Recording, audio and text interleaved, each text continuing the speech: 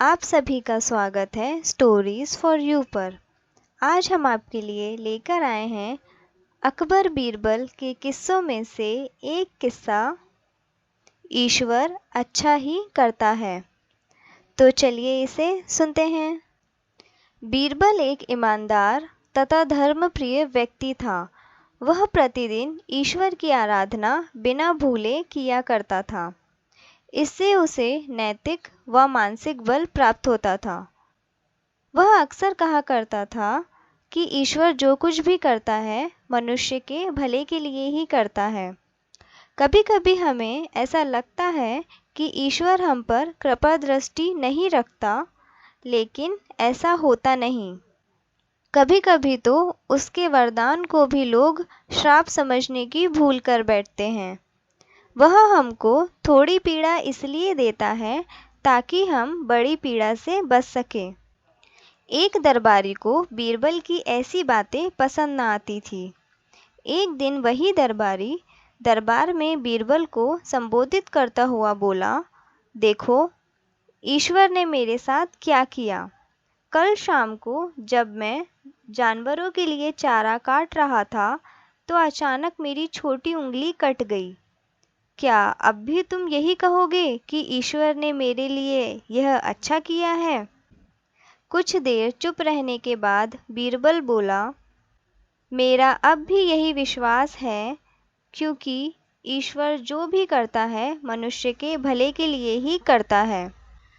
यह सुनकर वह दरबारी नाराज हो गया कि मेरी तो उंगली कट गई है और बीरबल को इसमें भी अच्छाई नज़र आ रही है।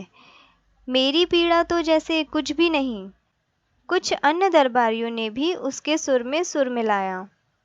तभी बीच में हस्तक्षेप करते हुए बादशाह अकबर बोले, बीरबल, हम भी अल्लाह पर भरोसा रखते हैं, लेकिन यहाँ तुम्हारी बात से सहमत नहीं। इस दरबारी के मामले में ऐसी कोई बात नहीं दिखाई देती जिसके लिए उसकी तारीफ की जाए। बीरबल मुस्कुराता हुआ बोला, ठीक है जापना, समय ही बताएगा। अब 3 महीने बीत चुके थे। वह दरबारी जिसकी उंगली कट गई थी घने जंगल में शिकार के लिए निकला हुआ था। एक हिरन का पीछा करते हुए वह भटक कर आदिवासियों के हाथों में जा पड़ा। वे आदिवासी अपने देवता को प्रसन्न करने के लिए मानव बलि में विश्वास रखते थे। अतः वे उस दरबारी को पकड़कर मंदिर में ले गए बलि चढ़ाने के लिए। लेकिन जब पुजारी ने उसके शरीर का निरीक्षण किया तो हाथ की एक उंगली कम पाई। नहीं, इस आदमी की बलि नहीं दी जा सकती, मंदिर का पुजारी बोला। यदि 9 उंगलियों वाले इस आदमी को बलि चढ़ा दिया गया तो हमारे देवता बजाय प्रसन्न होने के क्रोधित हो जाएंगे। अधूरी बलि उन्हें पसंद नहीं आएगी।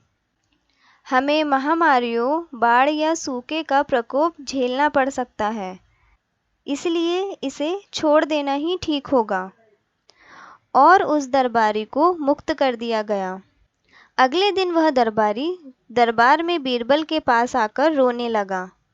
तभी बादशाह भी दरबार में आ पहुँचे और उस दरबारी को बीरबल के सामने रोता देखकर हैरान रह गए। तुम्हें क्या हुआ, रो क्यों रहे हो? अकबर ने सवाल किया। जवाब में उस दरबारी ने अपनी आपबीती विस्तार से कह सुनाई। वह बोला, अब मुझे विश्वास हो गया है कि ईश्वर जो भी करता है मनुष्य के भले के लिए ही करता है। यदि मेरी उंगली ना कटी होती तो निश्चित ही आदिवासी मेरी बलि चढ़ा देते। इसलिए मैं रो रहा हूँ, लेकिन ये आंसू खुशी के हैं। मैं खुश हूँ क्योंकि मैं जिंदा हूँ। बीरबल के ईश्वर पर विश्वास को संदेह की दृष्टि से देखना ही मेरी भूल थी। अकबर ने मंद मंद मुस्कुराते हुए दरबारियों की ओर देखा और सिर झुकाए चुपचाप खड़े रहे। अकबर को गर्व महसूस हो रहा था कि बीरबल जैसा बुद्धिमान उनके दरबारियों में से एक है। तो यहाँ पर ख़त्म होता है यह किस्सा, ईश्वर अच्छा ही करता है। आप सबको यह किस्सा कैसा लगा हमें ज़रूर बताइए। और ऐसे ही किस्से कहानियों के लिए हमसे जुड़े रहिए। आप सभी का बहुत बहुत शुक्रिया।